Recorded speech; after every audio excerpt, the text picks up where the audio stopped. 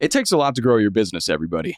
A lot of audience attracting, a lot of lead scoring, and all the channel managing you can manage. Plus a lot of long days, late nights, and weekends. We all know that. A lot wishing there was an easier way. But with Breeze, HubSpot's new collection of AI tools, it's easier than ever for marketers to attract audiences, increase leads, and score customers super fast. Which means pretty soon your company will have a lot to celebrate. So get to celebrating.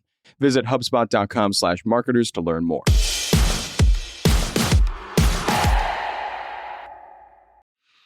Good morning, everybody. It's Tuesday, January 21st. I'm Jon Weigell here with Martina Bretous and Matt Village, and this is the Hustle Daily Show.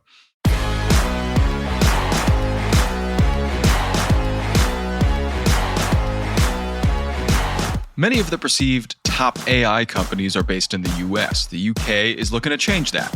The British Prime Minister recently announced an AI Opportunities Action Plan in an attempt to make the UK a world leader in AI tech. So is that a realistic outcome, and what will it take to get there? We'll get to all that, but before we do, let's give you the news in business and tech. To start us off today, the big news from over the weekend. You remember that whole TikTok ban thing that happened on Sunday and lasted for 14 hours? Yeah, the app was restored. The restoration came after newly inaugurated President Donald Trump announced he would issue an executive order after regaining office and that he wants the app under 50% U.S. ownership. So, at least temporarily, TikTok lives. On the topic of TikTok, whether it's here to stay or not, Meta is already working to rival ByteDance-owned video editing app CapCut that was also banned with TikTok when it was. Meta's Edits will launch next month on iOS with an Android version coming after. This is no doubt a competitive move and looks to move creators to more Meta platforms. From there, we go out to the Midwest. Walmart opened the first two buildings on its 350-acre Bentonville, Arkansas campus, which will now house about 15,000 employees and include restaurants, a hotel, an amphitheater, and apparently window washing drones. Excited for those, most of all. And finally, over to the sciences. Colossal Biosciences, cool name, is on a mission to raise the woolly mammoth from the dead and boop the snout of a Tasmanian tiger. They just raised a $200 million round at a $10.2 billion valuation. Really exciting for them, but I would not like to see a Tasmanian tiger in my lifetime.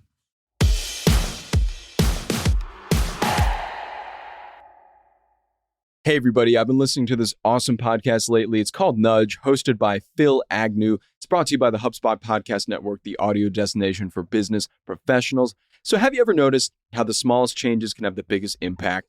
On Nudge, you learn simple, evidence-based tips to help you kick bad habits, get that raise, and grow a business. Every bite-sized 20-minute show comes packed with practical advice from admired entrepreneurs and behavioral scientists alike. And Nudge is fast-paced, but still insightful with real-world examples that you can actually apply. Oh, and by the way, it's the UK's fastest-growing business podcast. I was listening to an episode recently that Phil, the host, had on Harvard professor Mike Norton, and Mike convinced Phil that he had to handwrite every single one of his emails before sending them to understand what he was really trying to talk about. This process, although it sounds insane, he claims, Phil, that it made his emails 3.5 times better. You got to listen to this podcast. It's a great way to understand how email marketing can help your business. You can listen to Nudge wherever you get your podcasts.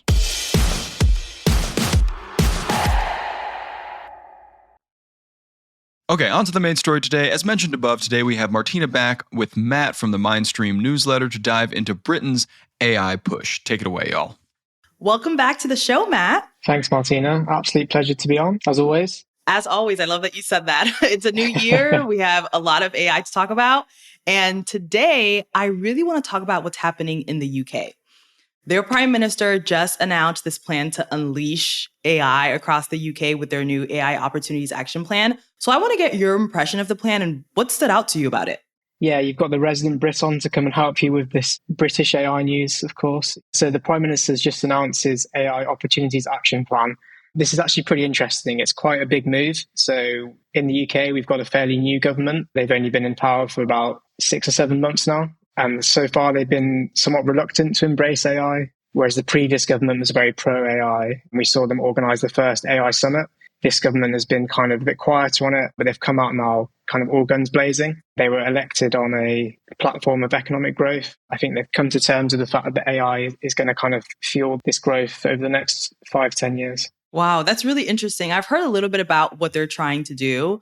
There's some pretty interesting plans in there, like one to build a public data library for AI innovators and creators. And that was really interesting to me because, of course, you can't talk about AI without talking about data and some of the concerns that come up there. So for you, what are some of those concerns that come up and what have you heard? What have critics said about this plan? Yeah, this is an interesting one. So the government actually published some research last month, and the 3 words most associated with AI in the UK are robot, which is fair enough. Yeah. And then scary and worried. Oof. So it's pretty obvious that AI has a PR problem. So people are obviously concerned about privacy, kind of job loss. So I think one of the big challenges is kind of making AI normal and cool in the eyes of the public. And I think that will come as we kind of see it integrated throughout our lives more regularly. But that's certainly one of the major concerns. There's also concerns about data privacy. As you said, they're talking about this data library. In the UK, we have the NHS, which is a kind of unified healthcare system, which means we have a giant database of healthcare data. This could be great for AI, but people are worried that that can be misused. Of course. They have promised to kind of anonymize all the data before training. So I think that's kind of the solution here, is to kind of keep the data anonymous, make sure we're taking the privacy concerns into account, but also utilizing this incredible data set for like what we can use it for and how we can train AI with it. Right. I'm sure a lot of proponents of this are thinking of it as a gold mine. You have all this data and how can AI leverage this data? One thing that stood out to me about that the PM said is that they wanted to take a distinctively British approach to AI. It seems like they're trying to separate themselves from what the US is doing and what the EU is doing. So how does the UK's new plan kind of compare to the regulation or some of the conversations that is happening in the EU and in the US? This is really interesting because obviously the UK is no longer part of the EU. So that gives us the chance to kind of set our own regulations. In the EU, we've seen the AI Act passed, which was the first kind of major AI regulation in the world. A lot of companies have said it's stifling innovation and kind of very restrictive. So the Prime Minister's come out and said, we're not going to follow that path. It's going to be the British way of doing it. What he means by that, we're not exactly sure. Yeah, I was going to ask you about that. What does that even mean? I think he wants the UK to be kind of AI focused, tech focused. He doesn't want regulation stifling innovation. He wants the UK to be the center of innovation. And it's interesting because obviously the UK, we have like a kind of unified approach legally, whereas in the US, we might find like state by state, there's different laws. So that could be advantageous to companies if they wanted to kind of relocate. If California passes some strict AI laws, well, Silicon Valley might be looking to move elsewhere. Mm-hmm. That's a really good point. Yeah, because the US has no universal, no federal AI regulation, and they've been set to be behind the curve a lot on that when you look at how other regions are approaching AI. But like you mentioned, that could be a plus for certain companies that are trying to take advantage of the most lax AI laws. So that's really interesting. So that kind of brings me to talking about some of these big AI companies and what they're doing. When you look at some of the big players like OpenAI, Meta, Anthropic, only one of them is UK born, and that's DeepMind. So based on that, do you think that the UK has kind of an uphill battle when it comes to becoming this global AI leader, or no? First of all, I think it's important not to undersell DeepMind. So DeepMind is kind of the foundation of all of Google's AI, and that's a company that's still based in London. And this is kind of one of the early AI companies that's been going for a very long time. The UK also has the advantage of talent attraction. So we have like incredible universities for science. People come and work in the UK from all over the world. We've got a very big tech industry. We've got the third biggest tech industry in the world behind the US and China, but obviously the UK is like so much smaller than them. The fact that we're third is really impressive. In terms of if it's going to be an uphill battle, I think the talent attraction pull is so strong. For example, OpenAI's second ever office was in London. It was the same for Anthropic.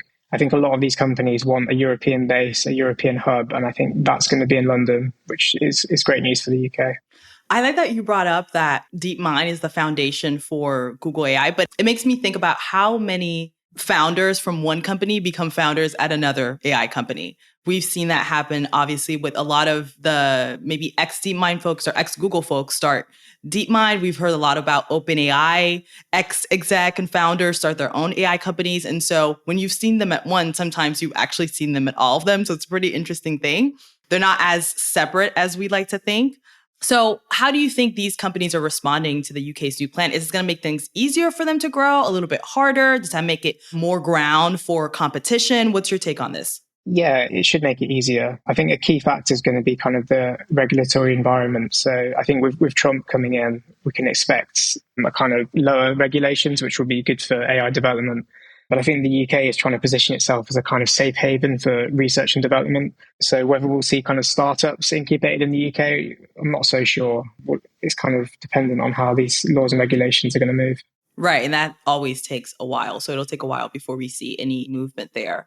So one thing I was thinking about is if you're a regular company based in the UK and you either don't have the resources or the interest to kind of dive into AI and build it into your ecosystem, can you still grow? Is it kind of a jump in or get left behind kind of situation where you're going to have to embrace AI? Or do you think there's still fertile ground for people to grow in if they're not leveraging AI? I don't think every company needs AI right now, but I think kind of in 20, 30 years, it'll be everywhere. I think we'll stop calling it AI. It will just be kind of how things operate. We're not always talking about the internet, it's just kind of how we're online, etc. I'm sure like 30 years ago when the internet was brand new, companies were saying like, well, I don't need this. Like, when am I ever going to use this? And it's kind of, we have to accept that we don't know what we don't know. So let's see where we are in, 20, 30 years. I'm sure AI will be everywhere. So, that's why the UK wants to take the lead in it, because this could be a real driver of economic growth. Well, that's a great note to end on. Thank you so much, Matt, for breaking this down for us. Thank you, Martina.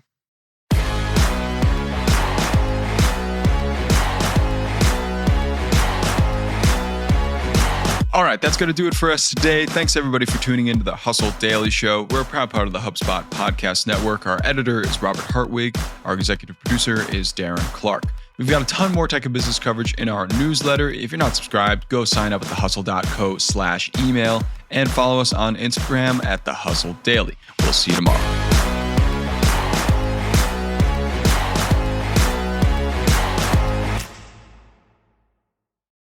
New year, new resolutions. And this year on the Best Idea Yet podcast, we're revealing the untold origin stories of the products you're obsessed with. And we promise you have never heard these before. Ever wonder how the iconic Reese's Peanut Butter Cup was invented?